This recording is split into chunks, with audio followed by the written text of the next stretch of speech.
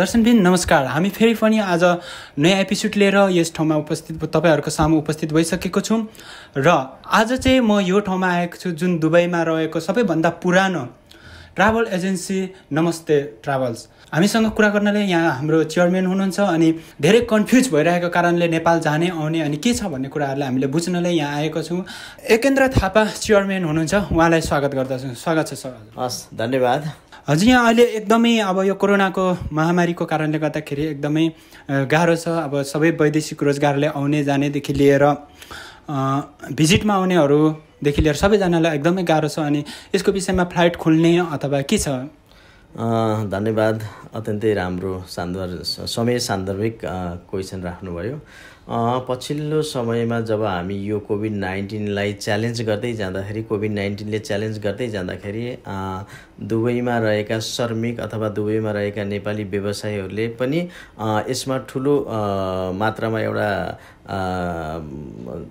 क्षति जस्तो अथवा ठुलो मात्रामा नेपाली श्रमिक र नेपाली बजार र यहाँ रहेका व्यवसायमाथि पनि एउटा असर त पक्कै पनि परेको छ। हामी पनि यसमा अछुतो रहन सकेनौँ। यसो गर्दै गर्दाखेरि हामीले जुन कोभिड-19 को लास्ट इयर जुन 19 को डिसेम्बर 2019 को डिसेम्बरबाट 2020 को अन्त्यसम्म पनि एक प्रकारको तहस नहस नै जस्तो बनायो। संसारै लकडाउनको अवस्थामा रह्यो। धेरै मान्छेहरूले ज्यान गुमाए। धेरै मान्छे उपचारार्थमा अस्पतालको शय्यामा रहँदै गर्दाखेरि हामी सुरक्षित छौँ, हामी ठिक अवस्थामा छौँ। यस अर्थमा पनि हामी खुसी हुनुपर्छ। तर यति गर्दै गर्दा पनि अहिलेको पछिल्लो समयमा फेरि दोस्रो भेरिएन्टले फेरि अर्को ठुलो चुनौती ल्याएको छ। असरहरू र अप्ठ्याराहरू त्यत्तिकै सिर्जना भएका छन्। अब ट्राभल एजेन्सीकै उसमा भन्ने हो भने ट्राभल टुरिज्म इन्डस्ट्रीले त धेरै धराशाय नै भएको छ। टुरिज्म इन्डस्ट्रीले ठुलो मात्रामा यो अवस्था थेग्नु परेको छ र यहाँ रहेका नेपालीहरू जानका लागि त अहिले तपाईको सहज नै छ। हप्तामा करिब 10वटा फ्लाइटहरू सञ्चालन भएका छन्। Nepal airlines, Himalayan airlines, fly Dubai, air Arabia गरेर करिबन 10वटा फ्लाइट हप्तामा सुचारू भएको छ। तर फ्लाइट सुचारू भएसँगै त्यसमा समस्या के छ भने आउने फ्लाइटहरू निश्चित नभएको हुनाले यसमा अति आवश्यकता अति इमर्जेन्सी बाहेक अरू मान्छेहरू अरू प्यासेन्जरहरू ट्राभल गर्न अथवा होलिडे आफ्नो भ्याकेसन लिएर नेपालमा जान पनि डराउने अवस्था सिर्जना भएको हुनाले त्यो लोड भने यताबाट छैन। अर्को के समस्या देखिएको छ भने जति पनि छुट्टीमा 3 महिना 4 महिना अगाडि नेपालमा जानुभएका हाम्रा प्यासेन्जरहरू अथवा नेपाली दाजुभाइ तथा दिदीबहिनीहरू अहिले नेपालमा स्टक भएर बस्नुभएको छ। उहाँहरूको लागि एकदमै साह्रै अप्ठ्यारो अवस्था सिर्जना भएको छ। किनभने कतिको तपाईको पासपोर्टको म्याद सकिएको छ, कतिको तपाईको भिजाको म्याद सकिएको छ, कतिको कम्पनीले यहीँबाट नआऊ भनेर इन्फर्मेसन पठाइसकेको छ। अब यस्तो भयो टाइममा नआएदेखि भनेर अब एक किसिमको अप्ठ्यारो सिर्जना भएसँगै अब के गर्ने कसो गर्ने भनेर अहिले तपाईको 7 मे पछाडि अब नेपाल जुन किसिमको अब फ्लाइटहरू ब्यान भयो, युए इन्ट्रीको लागि ब्यानहरू भयो अनि यहाँ तपाईको हरेक महिनाहरू एक्सटेन्ड हुँदै गए। अब तपाईको पहिलो अब जुलाई 7 मा खुल्ने भनेको थियो, त्यसपछि फेरि एक्सटेन्ड गरेर 21 जुलाई पुग्यो, त्यसपछि 31 जुलाई पुग्यो। अब फेरि आज अर्को एउटा हिजो एउटा सर्कुलेसन आएको थियो 7 अगस्तसम्मको लागि र अहिले लेटेस्ट फेरि अर्को 31 अगस्त भनेर एउटा इन्डियन उसको लागि भनेर एउटा 31 अगस्त आएको छ। अब यो 31 अगस्तसम्म जुन किसिमको एउटा लेटेस्ट न्युज अपडेट भयो यो नेपालीका लागि लागू हुने नहुने त आफ्नो ठाउँमा रह्यो।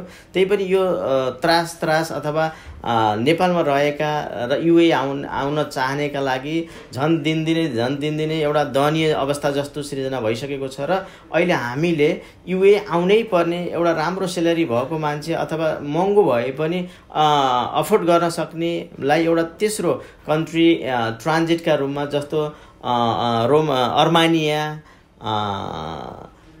त्यसै गरी बाकु, त्यसै गरी यो जर्जियाहरू जस्तो कन्ट्रीहरूमा अथवा मालदिप्सको पनि कुरा आइरहेको छ। मालदिप्स पनि भएर आउन सक्ने एउटा तेस्रो मुलुक क्वारेन्टाइन बसेर आउन एउटा पोसिबिलिटीहरू यिनीहरू छँदैछ।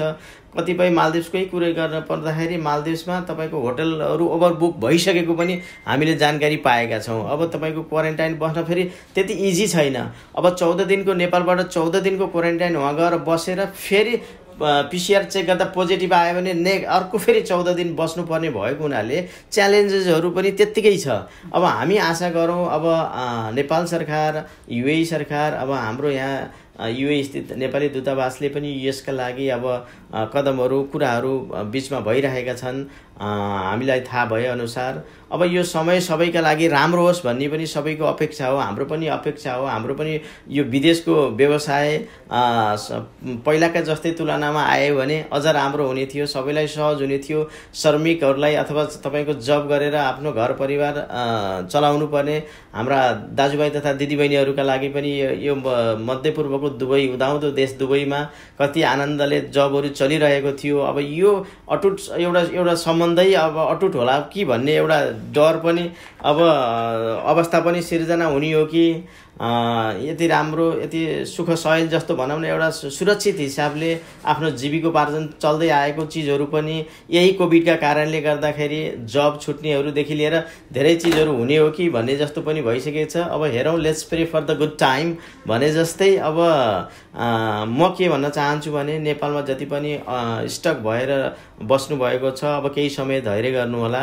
अब हामीले प्रे अथवा धैर्य गर्नुभन्दा अर्को विकल्प भएन, अथवा तेस्रो मुलुक भएर आउन चाहनेहरूका लागि पनि अप्सनहरू खुला छ। र युएई सरकारले तपाईँको gold visa, investor, partner visa भएको केही क्याटेगोरीहरूलाई नेपालबाटै सिधा फ्लाइटमा युएई आउने पनि प्रावधान राखेको हुनाले एयर अरेबियाको अहिलेसम्म एयर अरेबियाको फ्लाइट मार्फत युएई पनि केही व्यक्तिहरू आइसक्नु भएको छ। यहाँ आइसकेपछि 14 दिनको होटल क्वारेन्टाइन अथवा होम क्वारेन्टाइन बस्नुपर्ने हुन्छ। शारजा एयरपोर्टमै एउटा घडी लगाइदिएको हुन्छ र 14 दिनभित्र उहाँहरूले दिएको म्यान्डेट अनुसार, उहाँले दिएको एउटा इन्फर्मेसन अनुसार कति दिनमा उहाँले एउटा सेड्युल दिनुहुन्छ। त्यो दिन पिसिआर गरेर अनि आफूलाई नेगेटिभ रिपोर्ट आइसकेपछि अनि एज युजल फेरि आफ्नो काममा, आफ्नो सबै कुरामा फर्किन सकिन्छ। यो चाहिँ अहिलेको लेटेस्ट इन्फर्मेसन भयो। र अब दुबईमा यताबाट जानलाई त्यस्तो कुनै समस्या छैन, यताबाट जानलाई इजी छ, त्यस्तो केही छैन। दुबईको अवस्था पनि त्यस्तो एकदम केही छैन, सामान्य राम्रो छ। अब यहाँ एज युजल चलिरहेको छ र नेपालबाट फर्किनका लागि मात्रै अब हेरौँ। अब हामीले कहिलेकाहीँ सुन्नमा आएको पनि छ in between of second week of अगस्टमा पनि खुल्न सक्छ कि भन्ने छ। लेट्स सी, अब हेरौँ, आशा गरौँ छिटोभन्दा छिटो खुल्यो भने सबै नेपाली दाजुभाइ जो युएईमा रोजगारीको सिलसिलामा हुनुहुन्थ्यो र नेपालमा परिवारसँग भेटघाटका लागि नेपाल फर्किनु भएको थियो, उहाँहरू फेरि पुनः यहाँ आउने राम्रो वातावरण बनोस् भन्ने पनि यहाँहरूको अनलाइन मार्फत पनि सबैलाई शुभकामना दिन चाहन्छु। राम्रो समय बनोस्। राम्रो कोभिडको कारण यो कोभिड फेरि बढ्दै पनि छ, यो भेरिएन्टहरू थपिँदै पनि छ। यो भेरिएन्टहरूमा हामी सबै सचेत हुनुपर्छ। सबैले, संसारभरि रहेका सबै मानव जातिले आफ्नो प्रोटोकलहरू पुरा गर्नुपर्छ। त्यो प्रोटोकलहरू पालना गरौँ। एज अ ह्युमन बिङ सबैले सबैलाई आफ्नो सहयोग पनि गर्नुपर्छ यो यस्ता परिस्थितिहरूमा। हस्, धन्यवाद। हुन्छ सर। अनि फेरि पनि मैले एउटा क्वेसन सोध्न चाहेँ हजुरलाई। यो जुन अहिले अब दुबई युएई आउनको लागिलाई चाहिँ vaccine, without vaccine no allowed भन्ने कुराहरू छ, यो चाहिँ खास के हो र तपाईँले यसको विषयमा के भन्नु चाहनुहुन्छ र कतिसम्म थाहा छ, जानकारी गराइदिनुहोस्। सर्वप्रथम त यो भ्याक्सिनको बारेमा युएई सरकारले यो भ्याक्सिन लगाएको व्यक्तिलाई मात्र इन्ट्री गरिन्छ भनेर कहीँ पनि लेखेको छैन। भोलि युएई सरकारले खोल्यो ओपन ल नेपाल नेसनालिटीलाई अब युएईमा इन्ट्री ओपन छ भनेपछि यहाँको युएई सरकारले के मापदण्ड राखेर क्वारेन्टाइन, होटल क्वारेन्टाइन हुनसक्छ, यहाँ आइसकेपछि भ्याक्सिन अथवा पिसिआरको कुराहरू हुनसक्छ, ती भनेका ओपन भएपछि। अहिले पनि यो तपाईँको यो भ्याक्सिन भनेर हामीले यो एकदमै नेपालीहरू पनि एकदमै कन्फ्युजमा हुनुहुन्छ। नेपालमा भ्याक्सिन अहिले डब्ल्युएचओले मान्यता प्राप्त गरेका, दिएका, अप्रुभ भएका भ्याक्सिनहरू जुनै लगाउँदा पनि हुन्छ। तर भ्याक्सिन पाएर आउने बेलासम्म लगायो भने आफैमा सुरक्षित पनि भयो, ट्राभल गर्नुमा भन्दा पनि। अनि भोलि यहाँ युएई सरकारले मेरो विचारमा कुनै पनि भ्याक्सिन लगाएकोलाई यो भ्याक्सिन लगाएकोलाई आउने, यो भ्याक्सिन नलगाएकोलाई आउन नपाउने भनेर चाहिँ भनेको छैन। यसमा ढुक्क हुनु होला, भोलि खुल्यो भने सबै आउन पाइन्छ जस्तो लाग्छ मलाई। हुन्छ सो धन्यवाद। अनि हामीले जुन तरिकाले अब सबै कुराहरू उहाँले एकै क्रमशः सबै कुराहरू बताइसक्नु भएको छ र भनेपछि तपाईँ हामी जतिजना नेपालीहरू छौँ सबैजना हामी ढुक्क भएर निर्धक्क भएर बसौँ कि हामीले भ्याक्सिन लाउनै पर्छ भन्ने छैन रहेछ। सबै उहाँले क्वेसन एन्सर सबै दिइसक्नु भएको छ र अन्त्यमा तपाईँ के भन्नुहुन्छ सर? होइन, सर्वप्रथम त नेपाल सरकारले विदेश जाने सम्पूर्ण दाजुभाइ तथा दिदीबहिनीहरूका लागि पनि नेपालका विभिन्न स्थानमा विभिन्न ठाउँमा भ्याक्सिनको लागि ओपन गरिसकेका छ। हामी आफै पनि सुरक्षित हुनका लागि भ्याक्सिन लगाउनै पर्छ र विदेश हिँड्ने मान्छेले आफै सुरक्षित, भोलि दुबई सरकारलाई नचाहिएला PCR नेगेटिभ मात्रै रिपोर्ट लिएर आउँदा पनि हामी दुबई आइपुग्ने रहेछ भने पनि भ्याक्सिन त आफू सुरक्षित हुनुका लागि पनि लगाउनु पर्यो नि। नेपाल सरकारले अलरेडी 4-5 ठाउँमा, नेपालका कतिपय ठाउँमा ओपन गरेका छ। ती सेन्टरहरूमा गएर भ्याक्सिन विदेश हिँड्नेले आफै चनाखो भएर आफैले भ्याक्सिन लगाउँदा राम्रो हुन्छ। भोलि भ्याक्सिन चाहिएला नचाहिएला त्यो आफ्नो ठाउँमा रह, तर PCR नेगेटिभ चाहिँ 100% PCR नेगेटिभ लिएर अनि तपाईँको भ्याक्सिन लगाएको रहेछ भने होटल क्वारेन्टाइन अथवा होम क्वारेन्टाइन नपर्ला। भ्याक्सिन लगाएको रहेछ भने सिधै ड्युटीमा जान पनि सहज अवस्था हुनसक्छ। ती फरक चाहिँ के हो भने भ्याक्सिन लगाएको भने 2 डोजको vaccine second dose vaccine complete गरेको रहेछ भने एज युजल नर्मल अवस्थामा आएर काम गर्न पाइयो। यदि भ्याक्सिन लगाएको रहेनछ भने 14 डेज 10 डेज 14 डेज क्वारेन्टाइनमा बस्न पर्न सक्ने अवस्था आउनुपर्छ। त्यसैले सकभर भ्याक्सिन लगाएको राम्रो। हुन्छ सर, धन्यवाद तपाईँको यो छोटो र अमूल्य समयको लागि। र यदि तपाईँहरू ट्राभल गर्दै हुनुहुन्छ भने यो तल दिएको कन्ट्याक्टमा गरेर उहाँलाई डाइरेक्ट कन्ट्याक्ट गर्न सक्नुहुन्छ। उहाँ चेयरम्यान हुनुहुन्छ, अघि पनि मैले भनिसकेको छु, एगेन्द्र थापा। उहाँले डाइरेक्ट कन्ट्याक्ट गर्नु पनि तपाईँले सक्नुहुन्छ। र यहाँनिर पहिलादेखि धेरै नेपालीहरू यहाँबाट आउने जाने गर्नुभएको कारणले गर्दाखेरि पनि यो अत्यन्तै चलेको यसको लोकेसन थोरै बताइदिन सक्नुहुन्छ सर? हामी यो हेड अफिस हामी बर्दुबईमा छौँ। बर्दुबई को सुक अल कबिर स्ट्रिट HSBC ब्याङ्कको अपोजिटमा छौँ, नियर UAE एक्सचेन्ज। अनि हाम्रो त्यसै गरी हाम्रो अर्को अफिस अबुधाबी इलेक्ट्रामा छ र त्यसै गरी अर्को नेपालमा हाम्रो अफिस बिजी मलको 3rd फ्लोरमा नमस्ते सन सिटी छ। हाम्रो 3वटा अफिसहरू छौँ। हामी 3वटा अफिसमा यसरी काम गरेका छौँ र हाम्रो वेबसाइटहरू छ, हाम्रो फेसबुक पेजहरू छ, त्यता पनि हामीलाई भेट्न सक्नुहुनेछ। र तपाईका लागि नमस्ते ट्राभल एन्ड टुरिज्म 24/7 एकदम तत्पर छ सेवामा।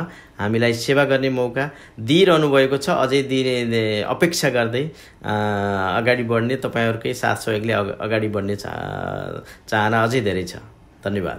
हुन्छ, धन्यवाद यो छोटो तपाईँको अमूल्य समयको लागि। धन्यवाद। र यो अनलाइन टिभीलाई धेरै माया गर्नुहोला, धेरै सब्सक्राइब लाइक गर्नुहोला र यसरी नै इन्फर्मेटिभ कुराहरू लिएर नेपाली जनमतमा विश्वभरि उहाँहरू पुग्ने हुनेछ। र उहाँहरूको यो प्रयासलाई अझ भोलिका दिनमा एज अ मोटिभेसन अथवा नेपालमा सुख दुःखका सारथी हुँदै अगाडि बढाउने तपाईँहरू नै हो। सम्पूर्ण दर्शकहरूले यसलाई लाइक, सेयर र कमेन्ट र सब्सक्राइब गरिदिनु होला। धन्यवाद। हुन्छ, धन्यवाद सर।